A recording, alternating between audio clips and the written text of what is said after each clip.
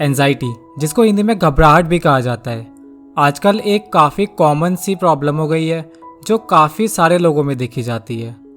अगर आप भी किसी स्ट्रेसफुल सिचुएशन में बहुत ज़्यादा एंशियस फील करने लग जाते हैं या कभी कभी बिना किसी रीज़न के ही घबराहट महसूस होती है, तो इसके लिए कुछ साइकोलॉजिकल टिप्स हैं जिनका यूज़ करके एंजाइटी को कंट्रोल किया जा सकता है।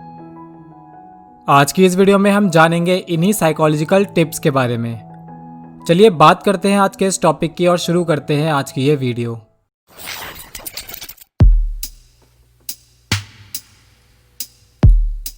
बात करें साइकोलॉजिकल टिप्स के बारे में, उससे पहले एक छोटा सा ओवरव्यू लेना ज़रूरी है। एंजाइटी किसे कहते हैं और इसके सिम्टम्स क्या होते हैं। जब भी हम किसी ऐसी सिचुएशन में या ऐसे एनवायरनमेंट में होते हैं जहां कुछ बुरा हुआ हो, निगेटिविटी हो या कुछ बुरा होने का अंदेशा हो, तब हमें एक बेचैनी सी फीलिंग आने लगती है। किसी बहुत ज़्यादा बड़ी प्रॉब्लम में ऐसा होना तो एक नॉर्मल बात हो सकती है, लेकिन कुछ लोगों में छोटी छोटी बातों को लेकर बिना किसी वजह के या सिर्फ कुछ नेगेटिव सोचने पर भी घबराहट फील होने लगती है। इस घबराहट की फीलिंग को ही एंजाइटी कहा जाता है। एंजाइटी के सिम्टम्स की बात करें तो इसमें हार्ट बीट का तेज हो जाना, सर में दर्द होना, चेस्ट में तेज दर्द होना, ऐसा फील होना कि सांस लेने में परेशानी हो रही है। इसके सिम्टम्स में कभी कभी बैक में या फिर नेक में पेन भी देखा जाता है। इसके अलावा आपने एक लाइन सुनी होगी, हाथ पांव फूल जाना। एंजाइटी में आपको वो भी फील होता है, इसमें हाथ पैरों को मूव ना कर पाना या हाथ पैरों का स्लो हो जाना जैसे लक्षण भी देखे जाते हैं। इसके साथ ही साथ इसमें नर्वसनेस, रेस्टलेसनेस, वीकनेस और पैनिक अटैक जैसे सिम्टम्स भी कॉमनली देखे जाते हैं। अब बात करते हैं साइकोलॉजिकल टिप्स के जिनको यूज़ करके आप इस एंशियस फीलिंग को ख़त्म कर सकते हो और कंट्रोल कर सकते हो। एंजाइटी को कंट्रोल करना या मैनेज करना कोई बहुत मुश्किल काम नहीं है। आप चाहो तो इन पॉइंट्स का यूज़ करके ईजिली इस फीलिंग से बाहर निकल सकते हो। चलिए देखते हैं कुछ ज़रूरी पॉइंट। पॉइंट नंबर 1, अगर आप ध्यान दें तो आपको समझ आएगा कि ये एंशियस फीलिंग किसी न किसी इवेंट से जुड़ी होती है।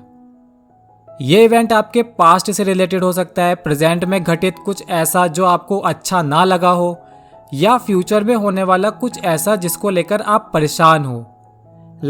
आपका कोई इंटरव्यू है और अब उसके बारे में जैसे ही एक नेगेटिव थॉट आपके माइंड में आता है, वो एक थॉट ही आपके अंदर एंजाइटी पैदा कर देता है। अब आप उन चीज़ों को लेकर भी एंशियस फील करने लग जाते हो जो अभी तक हुई ही नहीं है। ऐसे में इस फीलिंग को दूर करने के लिए ये ज़रूरी है कि आप अपनी आंखें बंद करें और अपनी लाइफ के उस मोमेंट को याद करें जो आपको सबसे ज़्यादा अच्छा लगता हो, या आप अपने फेवरेट पर्सन के बारे में भी सोच सकते हैं। जब ऐसा करते हैं तो आपकी एंजाइटी लेवल धीरे धीरे कम हो जाता है और उन नेगेटिव थॉट्स पर आपकी हैप्पीनेस हावी होने लग जाती है और कुछ ही टाइम में आप नॉर्मल फील करने लग जाते हो। तो आंखें बंद कीजिए और नेगेटिव इमेजिनेशन को अपनी पॉजिटिव इमेजिनेशन से कवर कर दीजिए। आपकी एंशियस फीलिंग खुद ही खत्म हो जाएगी।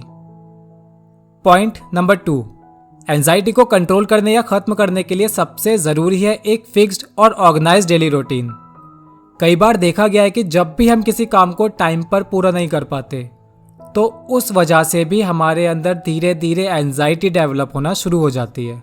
और जब दिन का कोई एक काम टाइम पर नहीं हो पाता तो इसका इफ़ेक्ट हमारे बाकी के कामों पर भी पड़ता है और ये हमारे स्ट्रेस और एंजाइटी लेवल को बढ़ा देते हैं। तो अगर आप इस एंशियस फीलिंग से बचना चाहते हैं तो अभी अपना डेली रूटीन सेट कर लीजिए। इसके अलावा सुबह उठकर एक टू डू लिस्ट बनाना भी आपके लिए बहुत अच्छा साबित हो सकता है। ये लिस्ट आपको ये याद दिलाएगी कि आपको आज क्या क्या करना है दिन भर में। चलिए देखते हैं पॉइंट नंबर 3। कई बार ऐसा होता है कि हम अचानक एंशियस फील करने लग जाते हैं। जब सडनली आप एंशियस फील करें या पैनिक अटैक आए तो इसको कंट्रोल करने के लिए खुद को डिस्ट्रैक्ट करना एक सबसे पावरफुल ट्रिक है। ऐसी सिचुएशन में हमारा माइंड ज़्यादा कुछ करने लायक तो नहीं होता, इसलिए आपको क्या करना है, सिर्फ एक आइस क्यूब को हाथ में पकड़ना है और हथेली को बंद कर देना है। जब ज़्यादा ठंडा लगने लगे तो सेम प्रोसेस दूसरे हाथ से करनी है। इस ट्रिक को 3 से 4 बार करने से आपकी एंशियसनेस बिल्कुल ही खत्म हो जाएगी। ये आइस क्यूब ट्रिक को साइकोलॉजिकल थेरेपी में भी यूज़ किया जाता है और इसका हमेशा पॉजिटिव ही रिजल्ट मिलता है। होता क्या है, जब हम पैनिक अटैक के वक्त आइस क्यूब को पकड़ लेते हैं तो हमारा सिस्टम हमारे फोकस को उस पैनिक अटैक या एंजाइटी की सिचुएशन से हटाकर सारा फोकस आइस की तरफ कर देता है और हम कुछ टाइम में नॉर्मल फील करने लग जाते हैं। पॉइंट नंबर 4, अगर आपकी दोस्ती सिर्फ नर्वस नुपुर और एंजाइटी अवस्थी से ही हो तो जब आप एंशियस फील करोगे तो इसको कंट्रोल कौन करेगा। इसीलिए ज़रूरी है कि आपकी लाइफ में एटलीस्ट एक ऐसा इंसान होना चाहिए जिसके साथ ऐसे टाइम में आप अपने थॉट्स को शेयर कर सको। थोड़ी टिप्स वो आपको देगा, कुछ टिप्स आप उसको दोगे। जब आपको एंशियस फील होगा तो वो कंट्रोल करने में आपकी मदद करेगा, और जब उसको एंशियसनेस होगी या फिर उसको नर्वसनेस होगी तो आप काम होने में उसकी हेल्प करोगे। ऐसे ही आप एक दूसरे के प्रॉब्लम को सुनकर समझकर सॉल्व कर सकते हैं। एक्चुअली ये फैक्ट है कि जब प्रॉब्लम हमारी नहीं होती तब हम उसका अच्छे से अच्छा सॉल्यूशन ढूंढ पाते हैं। तो जब प्रॉब्लम आपके फ्रेंड की होगी तो आप उसका सॉल्यूशन दे पाओगे। इसी तरह जब आपकी कोई प्रॉब्लम होगी तो आपका फ्रेंड आपकी मदद करेगा। और अगर अनफॉर्चुनेटली आप में से कोई भी ऐसा इंसान है जिसका कोई भी फ्रेंड नहीं है, या अपने नेगेटिव थॉट्स को आप अपने फ्रेंड के साथ शेयर नहीं करना चाहते या आपको शेयर करने में शर्म आ रही है, तो डोंट वरी, हमारे इंस्टाग्राम DM के द्वार आपके लिए हमेशा खुले हैं। आप अपनी प्रॉब्लम बिना सोचे वहां पर शेयर कर सकते हैं। चलिए देखते हैं पॉइंट नंबर 5। अब चाहे ये एंजाइटी आपको विरासत में मिली हो या आपके हेक्टिक शेड्यूल या वर्कलोड की वजह से आप में डेवलप हो गई हो, इससे भागना कोई ऑप्शन नहीं है। अपनी एंजाइटी को एक्सेप्ट कीजिए और उसको दूर करने के लिए जो भी पॉइंट्स बताए गए हैं उनका यूज करके इसे दूर करने की कोशिश कीजिए।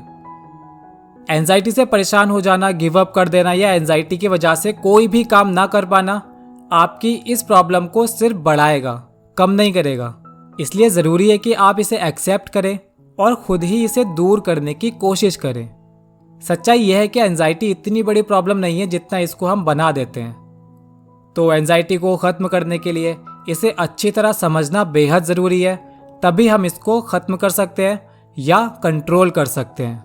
तो बस इतना ही था आज की इस वीडियो में। ऐसे ही और भी बहुत सारे टिप्स हैं एंजाइटी को कंट्रोल करने के लिए।